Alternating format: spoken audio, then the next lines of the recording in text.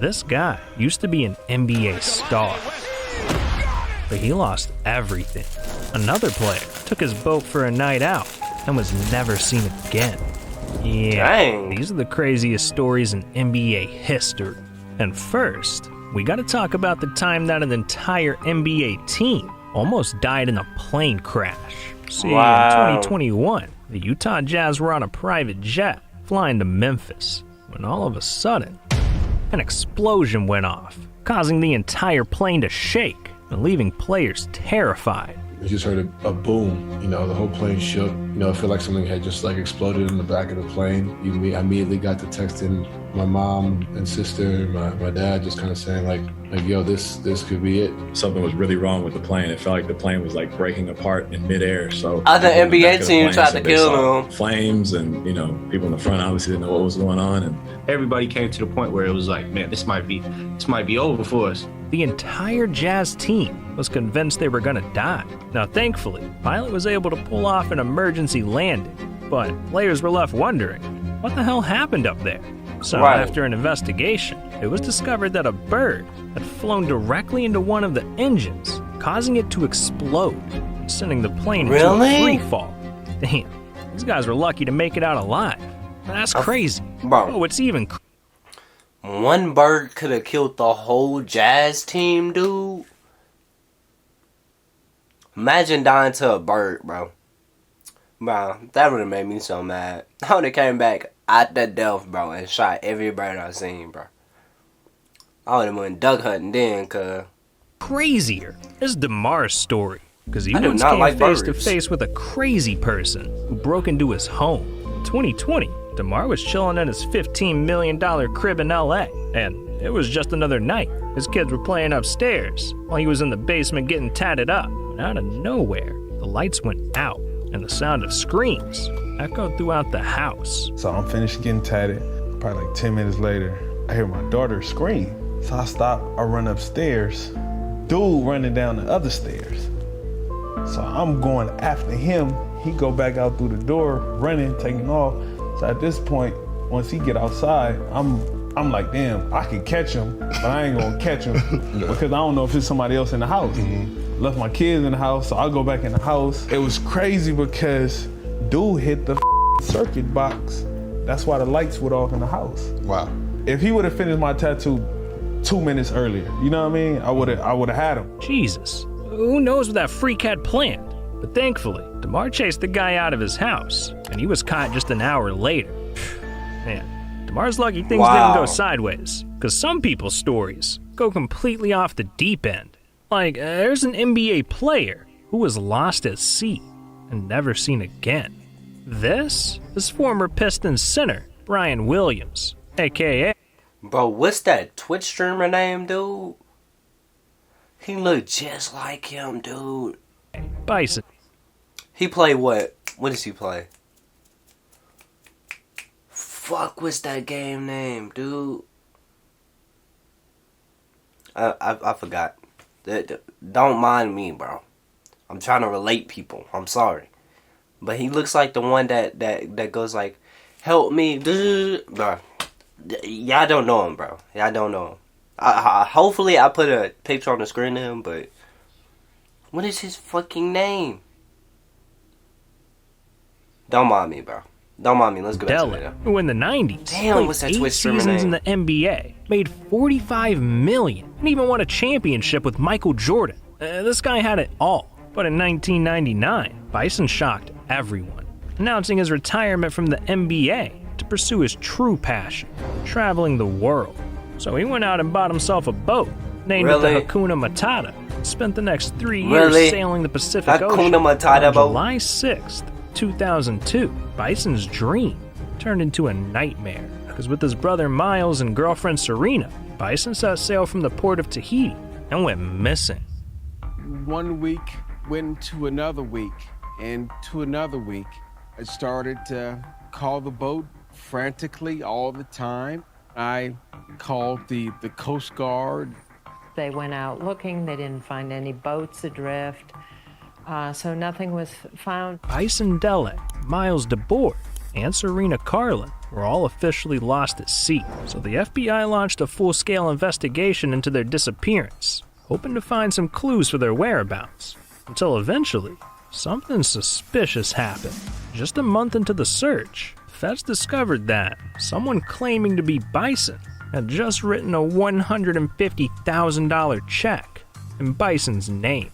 And after conducting a secret sting operation, they found out that the suspect was none other than Bison's own brother, Miles DeBoard. The same Miles that was supposed to be missing, making him the prime suspect for their disappearance. So the FBI issued a warrant for Miles' arrest, expecting to get justice for Bison, only for the clock to run out, because in September of 2002, police finally caught up with Miles on a beach in Tijuana, Mexico.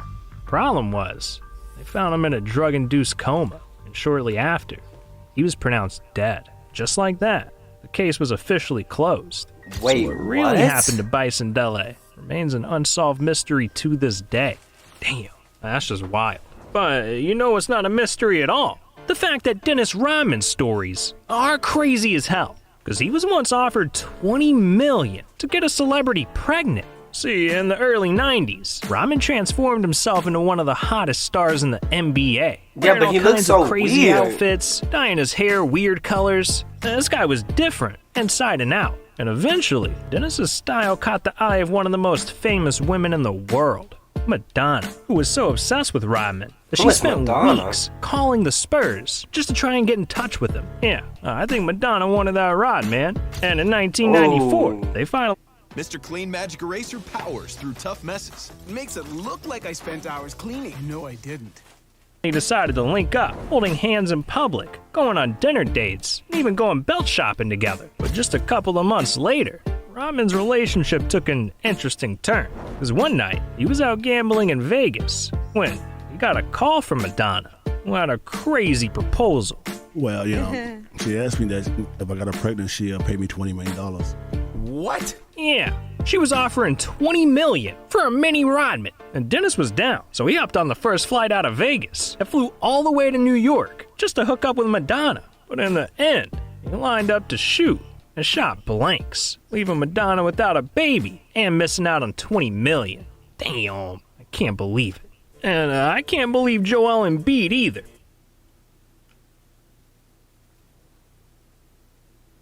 So you're telling me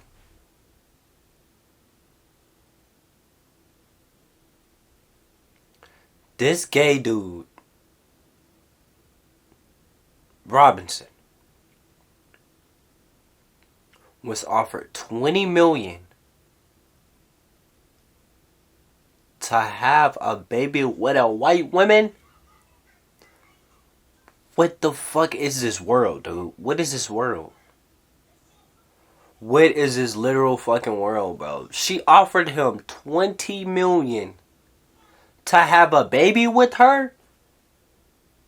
I wish I got offered $20 million to have a baby with a girl, dude. Nowadays, when you have a baby with a girl, it's a whole trap. You just don't know it. They already got your name written, your social security number, your everything. Then they have a baby with you. They ain't gonna cheat on you. They gonna cheat on you. They gonna be with a whole nother dude in the next year. Females are really weird. They're really, really fucking weird. She asked Dennis Robinson, bro, to have a baby with him for $20 million? Boy, I would have canceled any flight for that. I would have canceled any poker game, anything for that, bro. This man is painting his nails, bro, for attention, dude. Weirdo, bro. Real weird. And having babies with white women. This is crazy, bro. This is really crazy. Because he told one of the craziest stories in NBA history, and it was all one big lie. See, there's one thing about Embiid's childhood that he's been telling everyone. It's that when he was growing up in Cameroon, the boys in his village had to prove they were men by going into the jungle and killing a lion. So according to Joel, when he was just 6 years old, he marched into the jungle and slayed a beast. Kansas, they call me the Lion Killer. Have you actually killed a lion, Joel? Yeah, when I was about 6 years old, I had to go in the jungle to kill the lion. I had a spear and I threw it at a lion and he fell asleep, and then I just came and killed him. And then I carried the lion on my back to the village and carried it. And when I got to the village, I pulled out I was a man, and I became a man since I was 6 years old. But in 2016, Joel made a little confession about this lion story, because in an interview with Adrian Wojnarowski, Joel revealed that after all these years of calling himself the Lion Killer, he made the whole story up, just to troll people. Is your childhood different than people here seem to imagine? Yeah, Americans, they don't really have any idea of what's going on in the world. I kind of use that to my advantage too. Like, you gonna tell someone I killed a lion, they're gonna be afraid of you, and they're not gonna come at you. Okay. He lying about killing a fucking lion, dude? Since birth? Really? Since birth, you growed up 6 years old, you carrying a lion from fucking miles back to your village, bro? That don't sound fishy to some people. Like, at 6 years old, dude? Come on now. Stop being stupid. So that was a way for me to, like, make them be scared of me. Damn, this man was lying about lions. That's ridiculous. But look, not every story is a laughing matter, because Delonte West went from being an NBA star to a homeless man on the side of the street. See, Delonte grew up in the hood.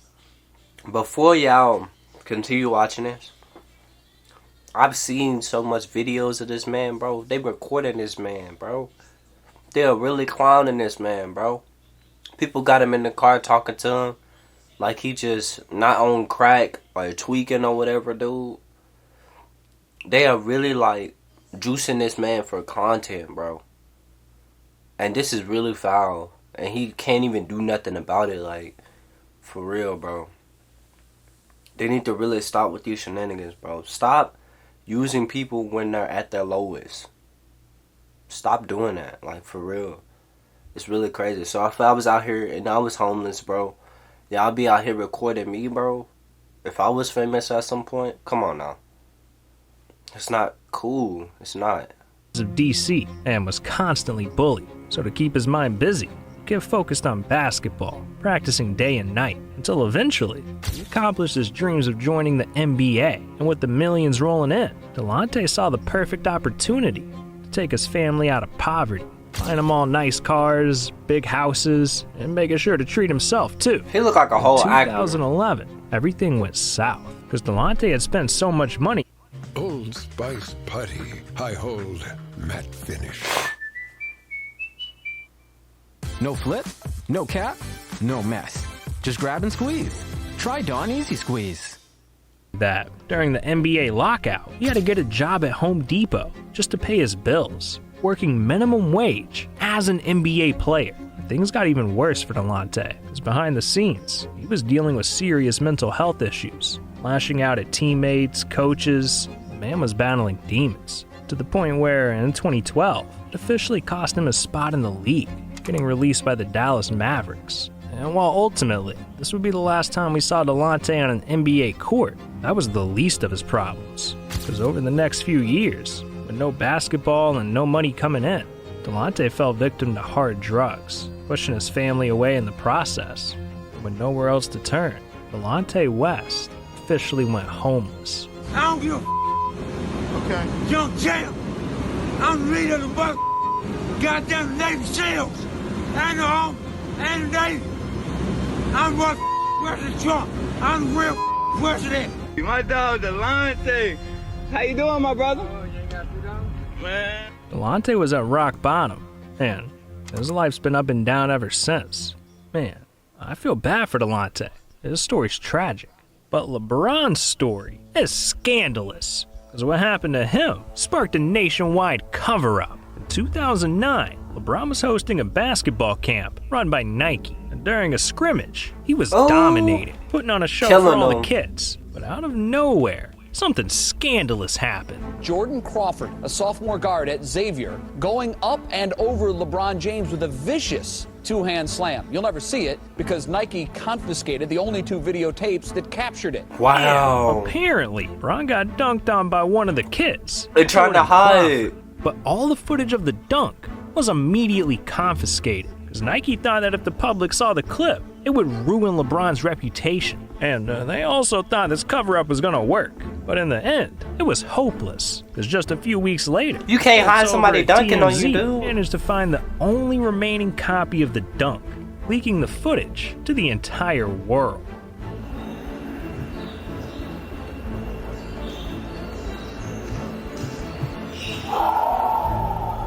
Damn, I don't even blame Nike now. LeBron got shit on. I see why they try to hide this story. But Jamarcus' story is one that everyone should have some Doritos. Damn, it's not your average story right there. And neither is Chris Bosh's.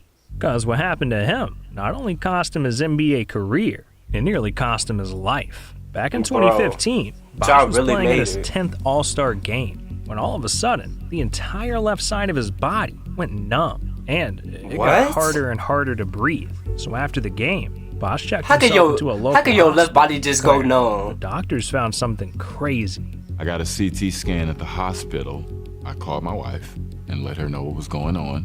They informed me that my oxygen levels were dangerously low. That's when they told me that the next 24 hours would be critical.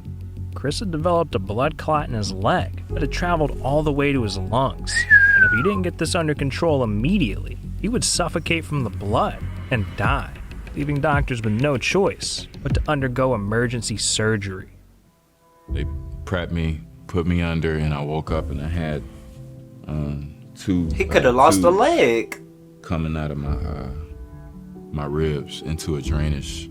You just kind of think like, man, is this gonna be my life? Is this what it has come to? I wasn't even thinking about basketball at that time. And I ain't even gonna lie, Chris Bosh was a good ass player while he was like playing. You know what I'm saying? I don't even hear about him no more. He probably done retired by now, man. Chris Bosh was solid, bro. He was solid.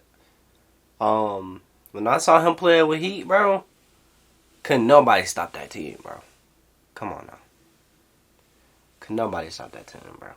When I saw him just playing in the NBA, bro, I knew something was special about Chris Bosh because he was like the AD of his time, the Anthony Davis of his time, bro. For real.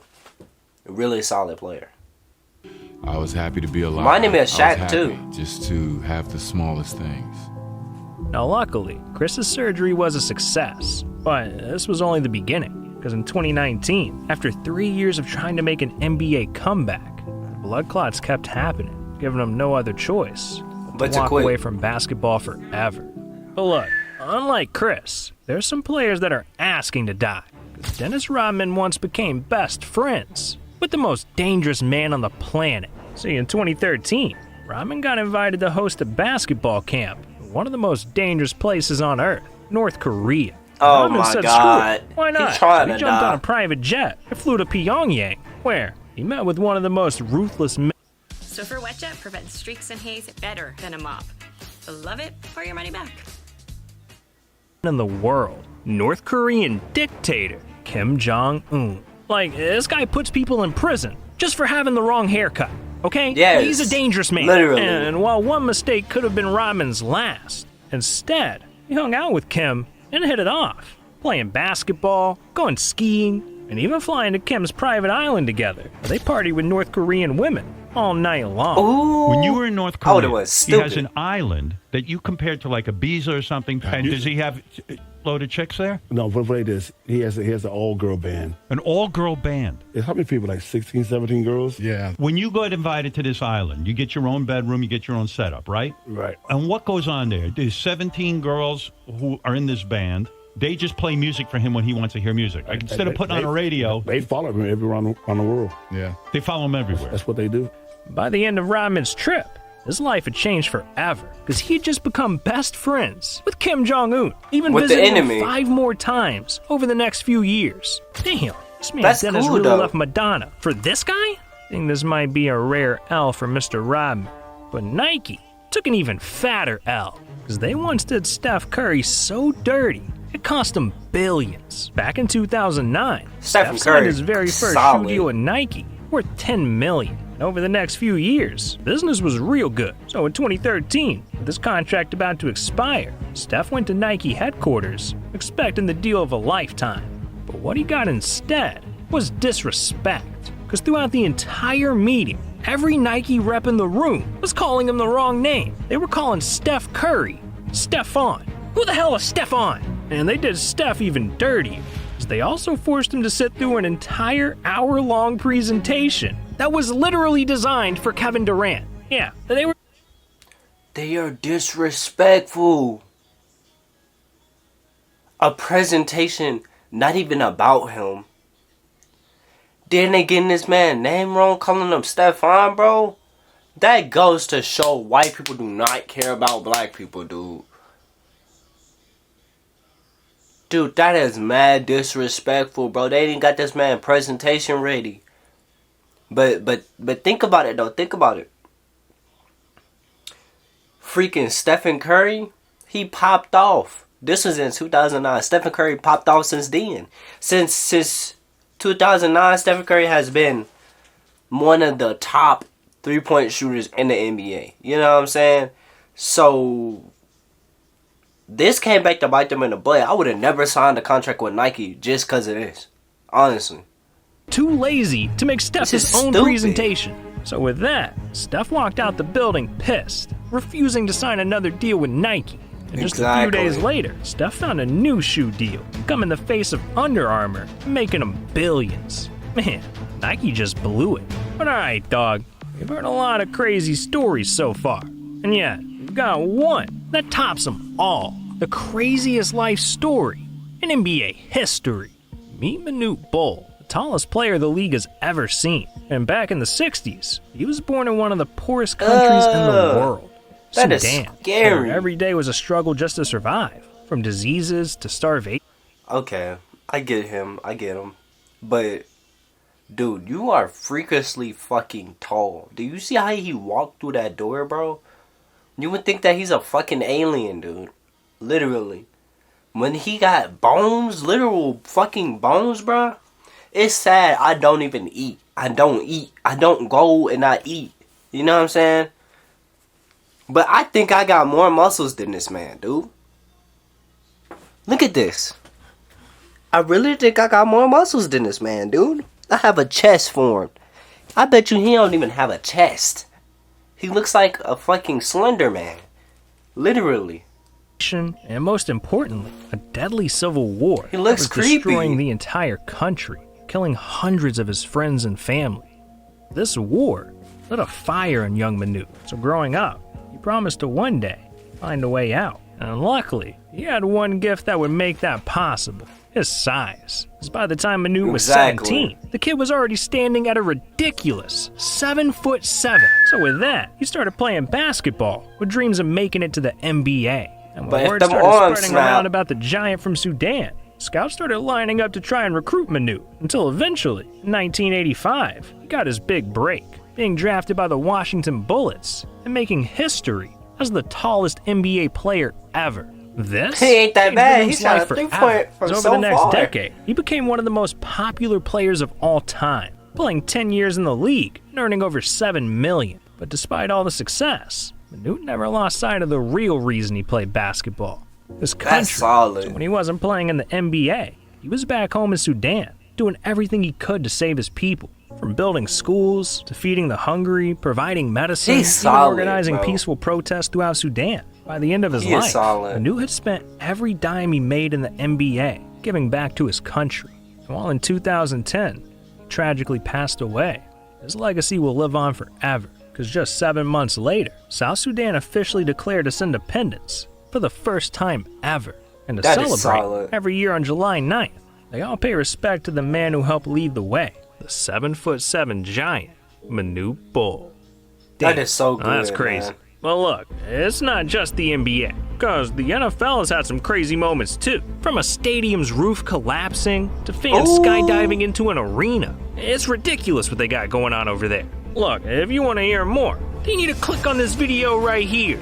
These are the 20 craziest moments in NFL. Yeah, that's crazy too, but dude, off of seeing this video, bro, I could tell you these NBA stories were very, very, very interesting. This makes me look like at NBA a lot different, man, for real.